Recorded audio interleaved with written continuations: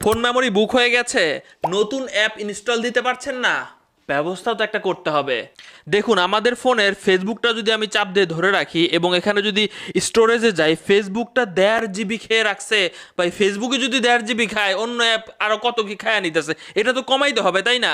আপনারা জাস্ট যাদের phone memory কম আছে তাদের মানে অন্য অ্যাপ ইনস্টল দিতে পারতেছেন না, তারা এখানে ক্লিয়ার ক্যাশে ক্লিক করবেন। এখানে কিন্তু ক্যাশটা ডিলিট হয়ে গেছে, আপনি কিন্তু ভুলেও এইটা ডিলিট করবেন না, মনে রাখবেন আপনি ক্যাশ ডিলিট করেছেন।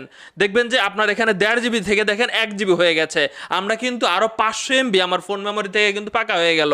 এভাবে আপনার ফোনের মেসেঞ্জার বা অন্য অ্যাপ যেগুলো বড় বড় অ্যাপ, সেগুলোর ডাটা কিন্তু আপনি কমিয়ে নিয়ে আসতে পারেন এবং ফোন মেমোরিটা আরও ফাঁকা করে রাখতে পারেন। কথা হচ্ছে, আমার ফেসবুকটা কি লগ আউট হয়ে যাবে? দেখি, কই আমার ফেসবুক তো লগ আউট হয় নাই।